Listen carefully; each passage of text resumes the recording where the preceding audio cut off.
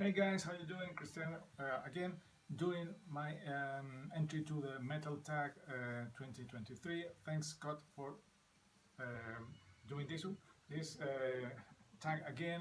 I think this second year in a row we have been doing this. And awesome questions. Some of them are really tough, and I think I managed to complete 20 of them. So let's go and see what I can. Add to this tag. First, false start album. Um, an album you struggle with first but grew to like.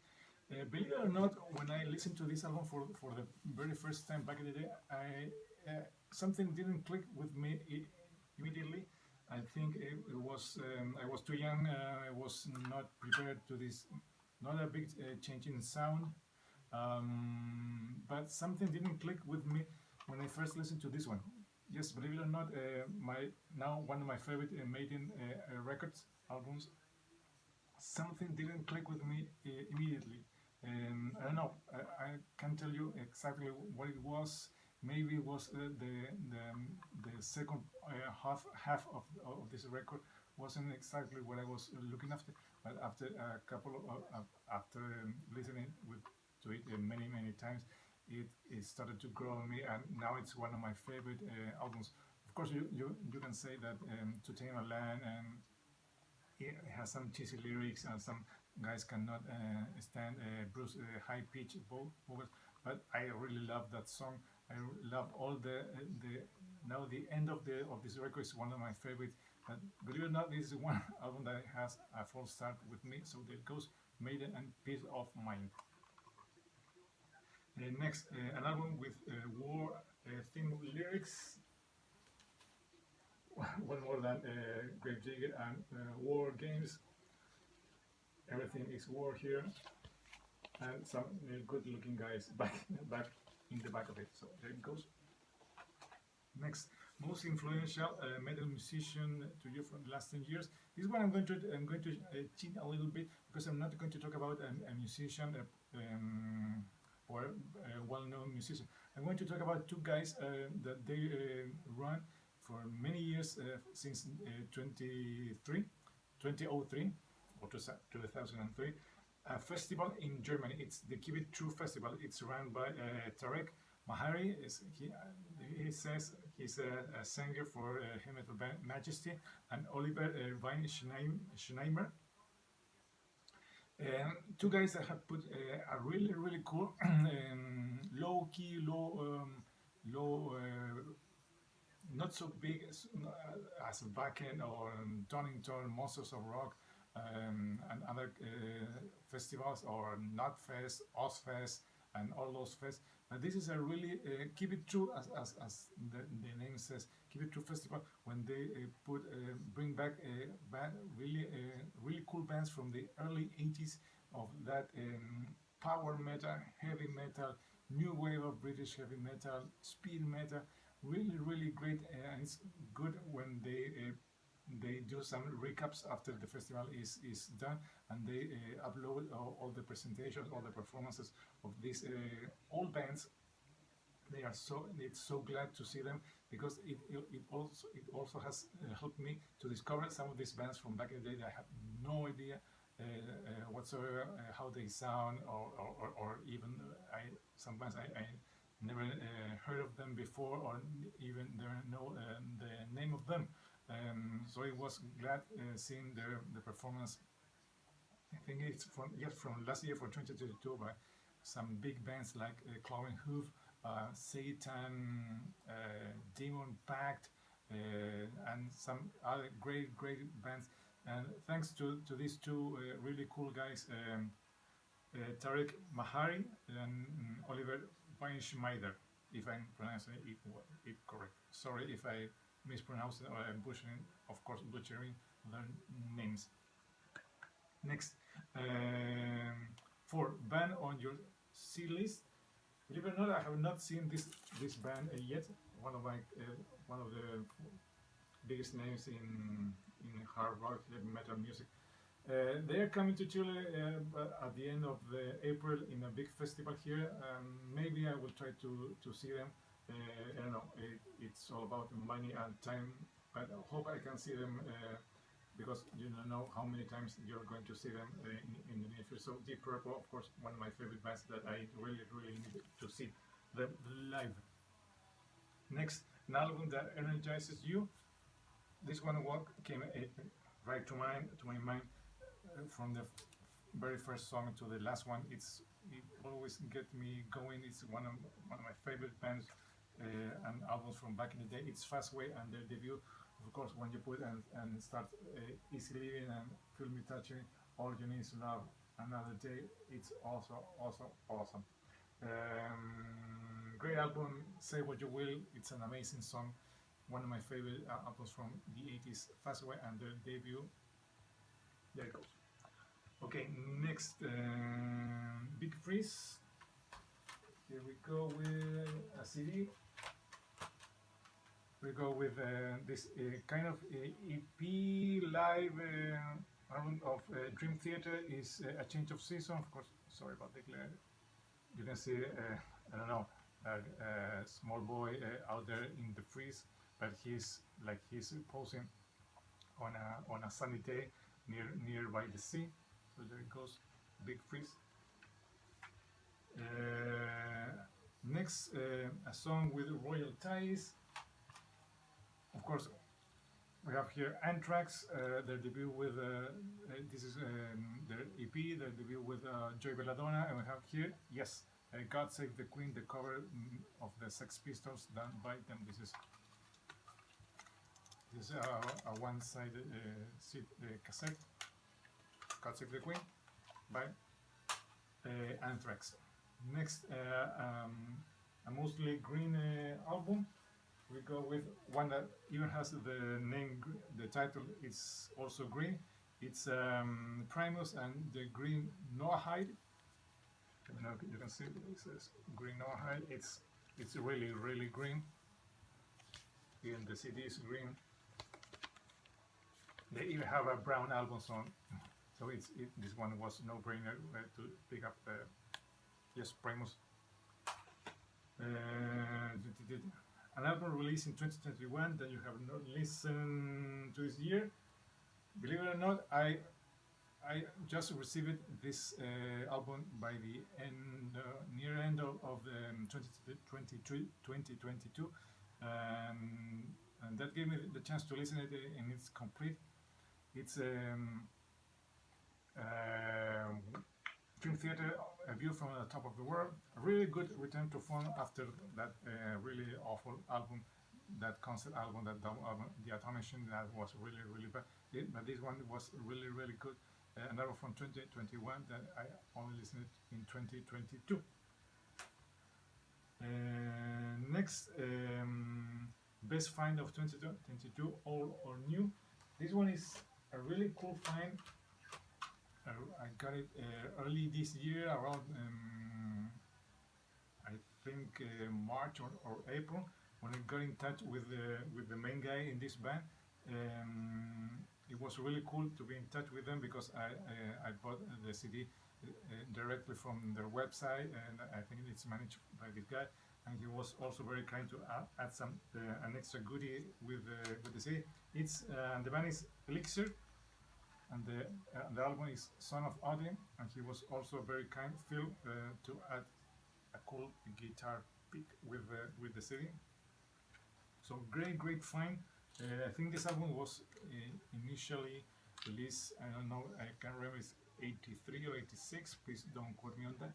This is a really good and fun discovery from back in the day. A really great album, and a really great band if you want some traditional heavy metal with a harder, heavier sound. Please check out Elixir, the Son of Odin. New band album discovery 2022. There are two that are still supposed to arrive here to my door. Unfortunately, they have not arrived yet. One is Riot City, and their last album is really good. Another one is a Chilean band that is discovered recently. They did an independent release in late August. I discovered it recently, and I about it, but it has not arrived. They are trash band. The name of the band is Sovereign Not, and the title is Destroy. It's really, really good, classic old school thrash from Chile. An album an album sold to you by a song. This one. This is the debut by Beautiful Creatures. Of course, and the song is Wasted. I listened to it on a CD sample I have with many with other songs, and this one immediately caught my attention, and I bought the CD. It's a great album, almost perfect, but that song is one of the best. So there it goes, Beautiful Creatures, and the self-titled debut album with Joe Lesky from band Tango on lead vocals, and a guy was in Guns N' Roses, the DJ Ashba on the guitars. Next, the most anticipated album of 2023. I don't have many, but I think it has to be Priest, a new album. Let's hope it's as good as Firepower, and let's see what Metallica is going to deliver us. Who knows? But those are two. I don't have many other things anticipated. Let's see what the year brings us in the future. Next, the 23rd album on the shelf. Yes, I think this. Yes, good one. Keepers Part 1. Also an album that I could have easily picked up as one of that energizes me. This is a great album. Do I need anything else to add to it? No. Yep, there it goes. Last album that has gone into your collection. This one is brought to you by my good friend Kim. This is music to DADs that I was missing from the studio collection. This is Simpatico, and this is Scare Yourself. Two really good albums. So thanks again, Kim. A band artist you discover through social media. I don't do a lot of social media. I don't follow many bands on Twitter or Facebook or Instagram. Mostly on YouTube. Thanks to that, and because of the things I have listened, the algorithm and YouTube is been suggesting me some bands that appears, and I got the chance to discover, and also thanks to other VC channels like Thomas and Merciful Metal, he was showing a lot of obscure bands from Europe, and one of the biggest band that he showed, kind of obscure, it's from France, is Sortilege. So I started to dig in and try to discover more bands from France and from other countries in Europe. So that's how I discovered Killer, Satan Jokers, ADX, H-Bomb, and Vulcan, all from France. Really, really good bands. Also some bands from Belgium, like Acid, and also from the Netherlands, like Martyr, Angus. It's also another cool band from the Netherlands back in the day. And also thanks to Kevin Warhol 64, I think, I also discovered a really good band. Its name is Talion. Really great band, and the band they had before the name was, I think, is Trojan. Also another obscure band, Pyrakanda, great band. So those are the type of bands that I have been discovering in social media. Not newer bands that you can also follow them on social media, but this one are that they got to discover through watching videos in YouTube.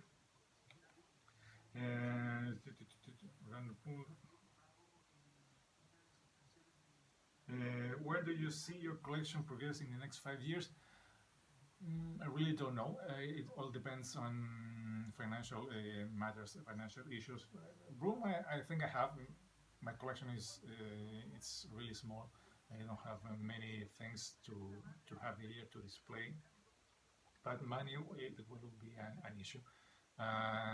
New vinyl, I think it's completely out of discussion. It's out of the question. The prices are way too expensive.